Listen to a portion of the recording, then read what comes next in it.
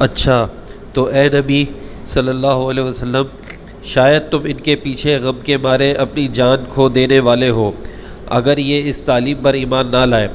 واقعہ یہ ہے کہ جو کچھ سر و سامان بھی زمین پر ہے، اس کو ہم نے زمین کی زینت بنایا ہے تاکہ ان لوگوں کو آزمائیں اور ان میں کون بہتر عمل کرنے والا ہے۔ آخر کار اس سب کو ہم ایک چٹیل میدان بنا دینے والے ہیں۔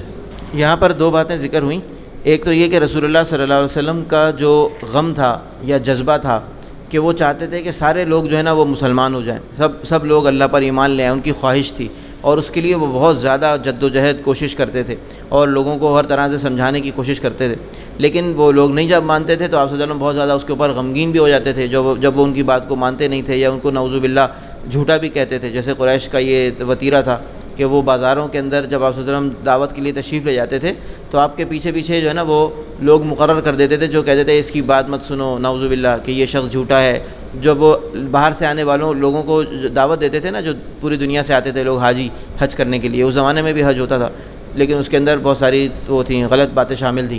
تو ان کو آپ صلی اللہ علیہ وسلم دعوت دیا کرتے تھے اور قریش ان کے پیچھے اپنے لوگ لگا دیتے تھے اور وہ جو ہے وہ ان کی آپ صلی اللہ علیہ وسلم کی نفی کرتے رہتے تھے، تو اس پہ آپ صلی اللہ علیہ وسلم غمگین ہوتے تھے، اس پہ بھی ہوتے تھے اور اس کے علاوہ بھی جو لوگ نہیں بات مانتے تھے اس پہ بھی ہوتے تھے۔ تو اس کو اللہ تعالیٰ نے فرمایا کہ بھائی آپ جو ہے نا اس کے اوپر یعنی آپ ان کے اوپر وہ نہ کریں، غم نہ کریں، کیونکہ زمین پر جو کچھ بھی ہے، خود زمین بھی اور زمین پر جو کچھ بھی ہے، یہ سب کچھ فنا ہونے والا ہے، ختم ہونے والا ہے۔ حتیٰ کہ جو پہاڑ ہمیں اتنے بلند مضبوط نظر آتے ہیں، قیامت جب آئے گی تو یہ پہاڑ جو ہیں وہ روئی کی طرح سے اڑ رہے ہوں گے، ان کی کوئی حیثیت نہیں باقی رہ جائے گی، ریزہ ریزہ ہو جائیں گے۔ سمندروں کے بارے میں آتا ہے کہ اس میں آگ لگا دی جائے گی، وہ اس میں آگ بھڑک رہی ہوگی، سمندر جو کہ پانی ہے اس میں آگ بھڑک رہی ہوگی۔ اور زمین کے بارے میں یہیں پہ فرمایا گیا کہ زمین جو ہے وہ پوری کی پوری ایک میدان بنا دی جائے گی، تمام اس میں جتنی بھی چیزیں ہیں، چاہے وہ درخت ہوں، چاہے وہ پہاڑ ہوں، چاہے وہ مکانات ہوں، بلڈنگیں ہوں، جو کچھ بھی ہے زمین کے اوپر، یہ سب ختم ہو جائے گا۔ اور کئی احادیث کے اندر اس طرح آتا ہے کہ جیسے روٹی کو بیل کر جو ہے نا وہ پتلا کر دیا جاتا ہے نا، جیسے روٹی پتلی سی ہو جاتی ہے، شروع میں پیڑا ہوتا ہے پھر اس کو بیلتا ہے انسان تو وہ پتلی سی ہو جاتی ہے، تو اس طرح سے زمین جو ہے نا وہ پتلی ہو جائے گی اور پھیلا دی جائے گی، پوری جو گول زمین ہے نا وہ پوری پھیلا دی جائے گی، اور اس کے اوپر جو ہے وہ سورج سوا نیزے کے اوپر، یعنی کہ اس کا فاصلہ بہت ہی قریب ہو جائے گا زمین سے، اور انسان جو ہے وہ سارے کے سارے اللہ تعالیٰ جمع فرمائیں گے، جس کو حشر کا میدان کہتے ہیں۔ حشر کا مطلب ہوتا ہے جمع کرنا، تو حشر کا میدان سجایا جائے گا، جس کے بارے میں احادیث میں آتا ہے کہ وہ سرزمین شام ہوگی جس کے اوپر حشر کا میدان جو ہے وہ سجایا جائے گا، کچھ احادیث کے اندر یہ بات آتی ہے۔ تو یہ زمین پوری کی پوری جو ہے نا وہ میدان بننے والی ہے۔ اب آگے چلیں۔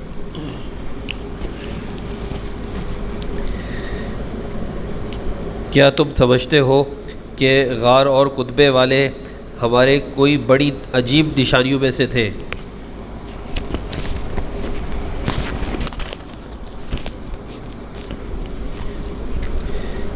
جب وہ چند نوجوان غار میں پناہ گزین ہوئے اور انہوں نے کہا، اے پروردگار، ہم کو اپنی رحمت خاص سے نواز اور ہمارا معاملہ درست کر دے، تو ہم نے انہیں اسی غار میں تھپک کر سالہ سال کے لیے گہری نیند سلا دیا۔ پھر ہم نے انہیں اٹھایا تاکہ وہ دیکھیں ان کے دو گروہوں میں سے کون اپنی مدت قیام کا ٹھیک شمار کرتا ہے۔ ہم ان کا اصل قصہ تمہیں سناتے ہیں۔ وہ چند نوجوان تھے جو اپنے رب پر ایمان لے آئے تھے اور ہم نے ان کو ہدایت میں ترقی بخشی تھی۔ ہم نے ان کے دل اس وقت مضبوط کر دیے جب وہ اٹھے اور انہوں نے یہ اعلان کر دیا کہ ہمارا رب تو بس وہی ہے جو آسمان اور زمین کا رب ہے، ہم اسے چھوڑ کر کسی دوسرے معبود کو نہ پکاریں گے۔ اگر ہم ایسا کریں گے تو بالکل بے جا بات کریں گے۔ پھر انہوں نے آپس میں ایک دوسرے سے کہا، یہ ہماری قوم تو رب کائنات کو چھوڑ کر دوسرے خدا بنا بیٹھی ہے، یہ لوگ ان کے معبود ہونے پر کوئی واضح دلیل کیوں نہیں لاتے؟ آخر اس شخص سے بڑا ظالم اور کون ہو سکتا ہے جو اللہ پر جھوٹ باندھے؟ اب جب کہ تم ان سے اور ان کے معبودان غیر اللہ سے بے تعلق ہو چکے ہو تو چلو اب فلاں غار میں چل کر پناہ لو، تمہارا رب تم پر اپنی رحمت کا دامن وسیع کرے گا اور تمہارے کام کے لیے سر و سامان مہیا کر دے گا۔ تم انہیں غار میں دیکھتے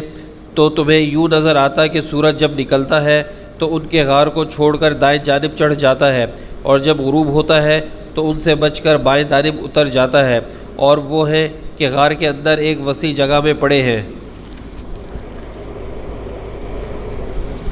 یہ اللہ کی نشانیوں میں سے ایک ہے، جس کو اللہ ہدایت دے وہی ہدایت پانے والا ہے، اور جسے اللہ بھٹکا دے اس کے لیے تم کوئی ولی و مرشد نہیں پا سکتے۔ تم انہیں دیکھ کر یہ سمجھتے کہ وہ جاگ رہے ہیں، حالانکہ وہ سو رہے تھے۔ ہم انہیں دائیں بائیں کروٹ دلواتے رہتے تھے، اور ان کا کتا غار کے دہانے پر ہاتھ پھیلائے بیٹھا تھا۔ اگر تم کہیں جھانک کر انہیں دیکھتے تو الٹے پاؤں بھاگ کھڑے ہوتے، اور تم پر ان کے نظارے سے دہشت بیٹھ جاتی، اور اس عجیب کرشمے سے ہم انہیں اٹھا بٹھایا تاکہ ذرا آپس میں پوچھ گچھ کریں۔ ان میں سے ایک شخص نے پوچھا، کہو کتنی دیر اس حال میں رہے؟ دوسرے نے کہا، شاید دن بھر یا اس سے کچھ کم رہے ہوں گے۔ پھر وہ بولے، اللہ ہی بہتر جانتا ہے کہ ہمارا کتنا وقت اس حالت میں گزرا۔ چلو اب اپنے میں سے کسی کو چاندی کا یہ سکہ دے کر شہر بھیجیں، اور وہ دیکھیں کہ سب سے اچھا کھانا کہاں ملتا ہے، وہاں سے وہ کچھ کھانے کے لیے لے آئے، اور چاہے کہ ذرا ہوشیاری سے کام کرے، ایسا نہ ہو کہ وہ کسی کو ہمارے یہاں ہونے سے خبردار کر بیٹھے۔ اگر کہیں ان لوگوں کا ہاتھ ہم پر پڑ گیا تو بس سنسار ہی کر ڈالیں گے، یا پھر زبردستی ہمیں اپنی ملت میں واپس لے جائیں گے، اور ایسا ہوا تو ہم کبھی فلاح نہ پا سکیں گے۔ اس طرح ہم نے اہل شہر کو ان کے حال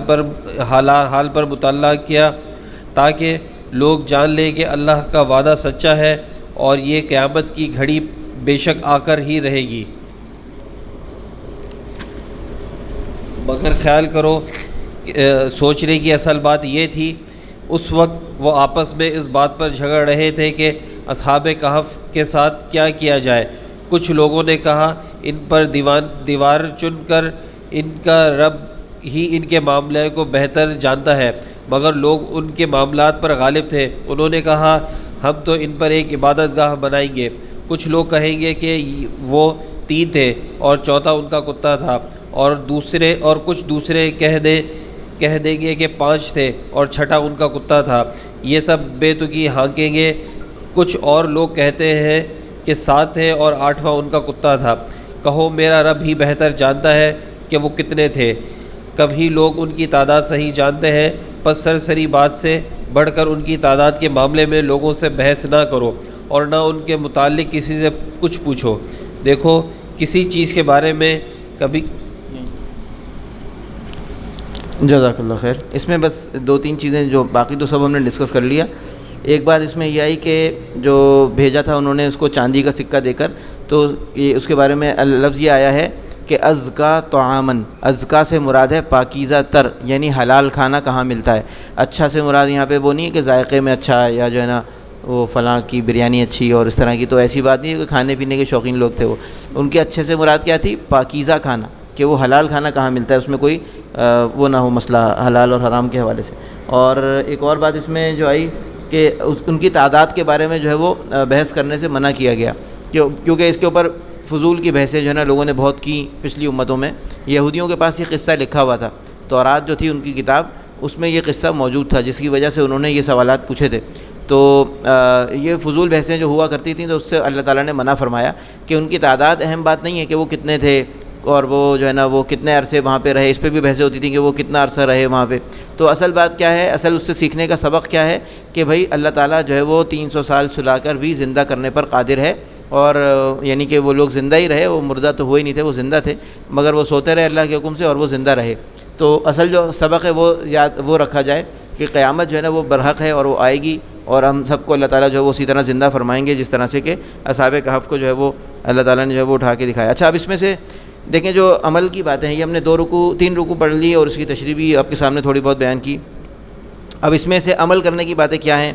کہ ابتدائی 10 آیات جو ہے نا وہ حفظ کرنی ہے سب نے۔ یہ ہم نے کوشش کرنی ہے کہ ہم انہی دنوں میں جو ہے نا وہ حفظ کر لیں، اور جیسی جب جس کو حفظ ہوتی جائیں گی وہ سنا دے الگ سے، تاکہ یہ ہم دیکھ لیں کہ بھائی سب کو یاد ہو گئی ہیں۔ اور دوسرا یہ کہ اس کتاب کا شکر کیسے ادا کیا جائے،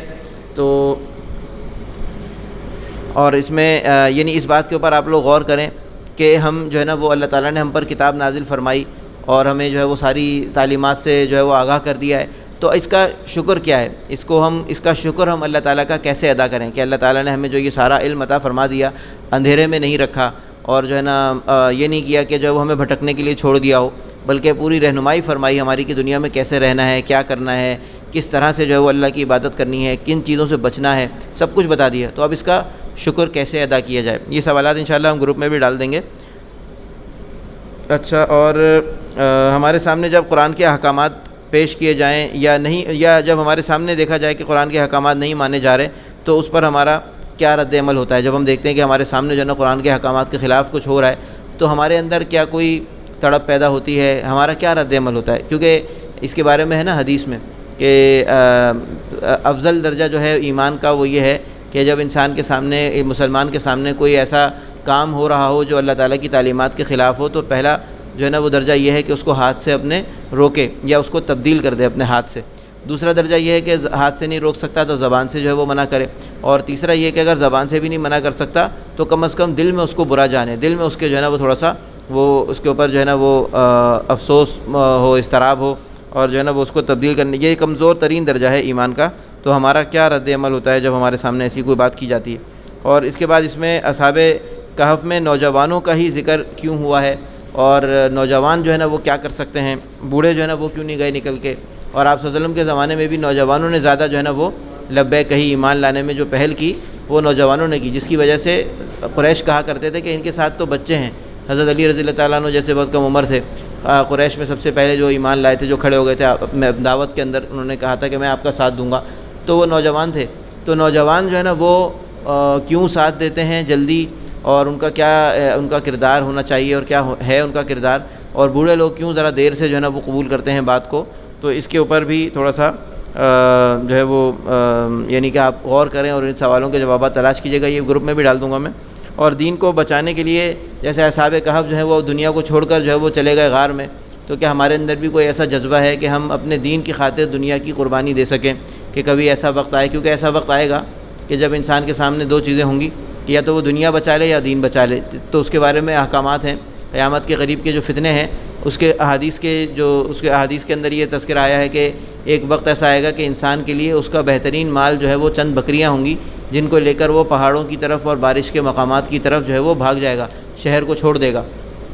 اور وہاں جا کر بس اپنے ایمان کو بچانے کی فکر کرے گا، باقی ساری دنیا کو جو ہے وہ چھوڑ دے گا وہ. تو ایسا وقت بھی جو ہے وہ کبھی آنے والا ہے، اور وہ جب آئے گا تو ہمارا کیا اس وقت میں رد عمل ہوگا؟ کیا ہم دنیا کو اختیار کریں گے یا آخرت کو اختیار کریں گے؟ کیونکہ دیکھیں قرآن جو ہے نا وہ قصے کہانیوں کی کتاب نہیں ہے کہ ہم اس میں صرف سنیں، قصے سنیں اور جو ہے نا ہم واہ واہ کریں اور بس ختم. یہ عمل کی کتاب ہے کہ ہم نے اس میں سے عمل کیا کرنا ہے، ہم نے اس پر عمل کے لیے کم از کم نیت بھی کوئی کی ہے، کم از کم ہم سوچ کے بھی بیٹھے ہیں کہ بھئی کبھی ایسا ہوا تو ہم کیا کریں گے، ہمارے دل میں کتنی اہمیت ہے دنیا کی اور کتنی اہمیت ہے دین کی. تو یہ سوالات ہیں کچھ جو آپ کے سامنے انشاءاللہ گروپ میں بھی ڈال دیے جائیں گے، اور اس کے اوپر آپ غور کیجیے گا، خود اپنا محاسبہ کیجیے گا کہ ہم کیا کر سکتے ہیں اس حوالے سے. تو انشاءاللہ یہ سلسلہ جو ہے وہ جاری رہے گا رمضان میں. تو ہم سورہ کہف کو بھی لے کے چلتے رہیں گے، اور اس کے ساتھ ساتھ میں نے ایک اور بات بھی کہی تھی کہ صبح شام کی جو دعائیں ہیں نا وہ بھی کم از کم یاد کرنا شروع کر دیں سب لوگ. اور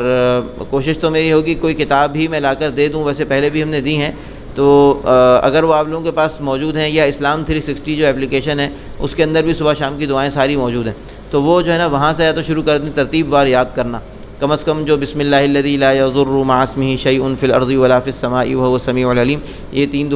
تین مرتبہ صبح اور 3 مرتبہ شام پڑھنے کی احادیث کے اندر، صحیح احادیث کے اندر اس کی بہت فضیلت آئی ہے کہ انسان جو ہے وہ ہر قسم کے نقصان سے بچ جاتا ہے. اور اسی طرح سے جو ہے وہ 1 مرتبہ آیت الکرسی اور 3 مرتبہ تینوں قل جو ہیں پڑھ کر اور ان کو ہاتھوں پر پھونک کر جسم پر پھیرنا رات کو سوتے وقت مسنون عمل ہے. اس کے علاوہ فجر کے بعد اور مغرب کے بعد بھی جو ہے وہ کیا جائے تو بہتر ہے. اور مزید بھی دعائیں ہیں، اعوذ بکلمات اللہ التامات من شر ما خلق ہے، بہت ساری ہیں. تو تھوڑا تھوڑا کر کے کوشش کریں کہ اس کو جو ہے وہ یاد کرنا شروع کریں. اگر آپ لوگ تجویز دیں گے تو ہم کوئی نصاب باقاعدہ بنا دیں گے کہ ایک ایک کر کے جو ہے وہ یہ جو دعائیں ہیں یہ یاد کی جائیں، اور انشاءاللہ اس سلسلے کو پھر ہم جاری رکھیں گے.